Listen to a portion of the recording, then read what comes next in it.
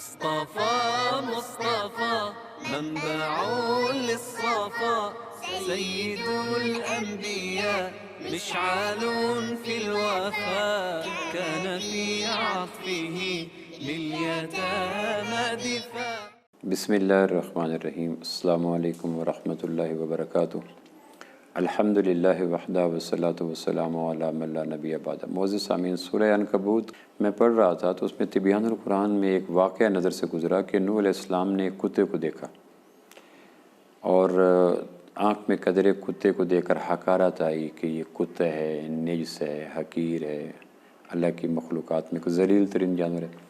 اللہ کریم نے کتے کو نوح علیہ السلام کی آنکھوں میں تیرتے ہوئے ان جذبوں کو پڑھنے کی استطاعت دی اور کتا زبان سے بولا.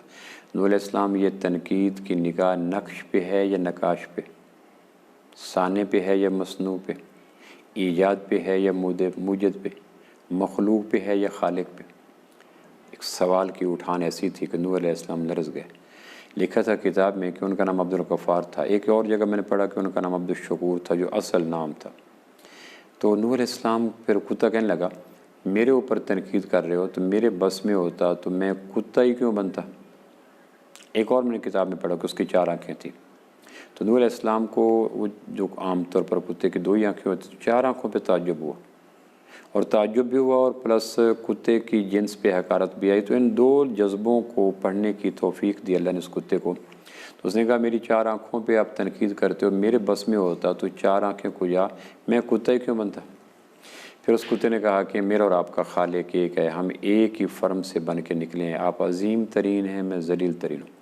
آپ اعلیٰ ترین ہیں، میں گھٹیا ترین ہوں. اپنے عظیم ہونے پہ، اعلیٰ ہونے پہ، بڑھیا ہونے پہ شکر کریں، میرے اوپر تانا نہ دیں. میں قیامت والے دن اللہ کے حضور آپ کی اس نگاہ کے پس منظر میں چھپے ہوئے جذبات پہ مقدمہ کروں گا کہ نوح علیہ السلام نے میری آنکھوں پہ یا میری خلقت پہ یا میری جنس پہ تنقید کر کے اللہ کی ذات پہ بات کی تھی. ناظرین، اگر ایک آدمی کسی کے لباس پہ تنقید کرتا ہے تو بات درزی پہ جاتی ہے، تعمیر پہ نقص نکالتا ہے تو بات معمار پہ جاتی ہے، ایجاد پہ انگلی اٹھاتا ہے تو بات موجد پہ جاتی ہے، تحریر پہ نظر اٹھاتا ہے تو بات محرر پہ جاتی ہے. یہ دنیا کا اصول ہے.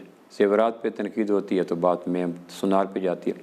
اس طرح انسانوں کی کسی تخلیق پہ تنقید کرنا، فلاں کی زبان میں لکنت ہے، یا ہکلا کے بولتا ہے، یا لنگڑا کے چلتا ہے، یا بھینگا دیکھتا ہے، یا چہرے میں کر ہوا ہے، یا ناک پچکا ہوا ہے، یا انگلیاں ٹیڑھی ہیں، یا رنگ کا، تو یہ ساری چیزوں میں اس آدمی کے دست و بازو کا، فکر و دانش کا کوئی تعلق نہیں ہے. ایک خالق ہے، یہ مخلوق ہے، وہ اس نے جو چاہا، رنگ چاہا، سائز چاہا، آنکھیں چاہیں عطا. تو آدمی کو پروردگار کی عطا کردہ حسین ساخت پہ شکر کرنا چاہیے. کسی کا چھوٹا قد دیکھا، کسی کا فیئر کلر نہیں ہے، کسی کی آنکھوں کی بناوٹ صاف نہیں ہے، تو پھر آدمی اس وقت شکر کرے، نہ کہ اس پہ تنقید کرے. خلق، اس کو خلق کہتے ہیں. انسان کو جو آؤٹ لک ہوتا ہے، فزیکل اپیرنس ہوتی ہے، فیچر ہوتے ہیں، یعنی جو میری انگلی ہیں، جو میرا سکن کلر ہے، میری پیشانی ہے، میرا ناک، اس کو خلق کہتے ہیں عربی میں. خلق پہ تنقید حرام ہے، چونکہ خلق پہ تنقید خالق پہ جاتی ہے. اور دوسرا خلق ہوتا ہے. خلق کہتے ہیں خلق کے استعمال کو، کہ میں سچ بولتا ہوں یا جھوٹ، یہ زبان کا خلق ہے. آنکھوں میں حیا ہے یا بے حیائی، یہ آنکھ کا خلق ہے. ہاتھوں میں ظلم ہے یا عدل، یہ ہاتھوں کا خلق ہے. پاؤں مشرق کی طرف جاتے ہیں یا سینمی کی طرف، یہ پاؤں کا خلق ہے. پیٹ میں حلال ہے یا حرام، یہ پیٹ کا خلق ہے. تو تنقید کے قابل، اصلاح کے قابل خلق ہوتا ہے، خلق نہیں ہوتا. انبیاء جب تشریف لاتے ہیں تو لوگوں کی نگاہیں خلق پہ ہوتی ہیں. آنکھ ایسی ہو، کان ایسے ہوں، ہاتھ ایسے ہوں، ہیئر سٹائل ایسے ہو، لباس ایسا ہو، جوتے ایسے ہوں، نرالا نظر آئے ہوں، نمایاں نظر آئے ہوں. انہی چیزوں پہ صبح و شام گزر رہی ہوتی ہیں. انبیاء علیہ السلام آ کر حکمت کے ساتھ، بصیرت کے ساتھ، محبت کے ساتھ، پیار کے ساتھ، ان کی نظر جو خلق کی تراش خراش پہ جم جاتی ہے، اس کو بڑے آہستہ انداز سے، سلپری انداز سے خلق کی طرف لے آتے ہیں. خلق اللہ کے ہاں لقد خلقنا الانسان فی احسن تقویم. ہر انسان حسین ہے. دیکھنے کے پیمانے الگ ہوتے ہیں. حسن کا کوئی جامع معنی تصور آج تک انسانی لغت میں ایجاد نہیں ہوا. افریقہ کے کالوں کا پیمانہ حسن اور ہے، اور یورپ والوں کے سفید رنگ والوں کا حسن کا معیار اور ہے، اور مشرقی یا برصغیر پاک و ہند کے رہنے والوں کے گندمی مزاج کی پسندیدگی اور ہے. اس لیے کوئی آنکھ دنیا میں ایسی نہیں ہے جس کو کامل قرار دی جا سکے. یہ ویری کرتا ہے، پرسن ٹو پرسن، خطہ سے خطہ ویری کرتا رہتا ہے. جب نظریں خلق پہ جم جاتی ہیں تو خلق برباد ہو جاتا ہے۔ آمنہ کے لال صلی اللہ تعالی علیہ وسلم نے نظریں خلق پہ ڈالی۔ سچ ہونا چاہیے، حیا ہونا چاہیے، رزق حلال ہونا چاہیے، صبر ہونا چاہیے، شجاعت ہونی چاہیے، سادگی ہونی چاہیے، ان چیزوں پہ پھر وہ خلق اتنا ثمرا کہ خلق پیچھے رہ گیا۔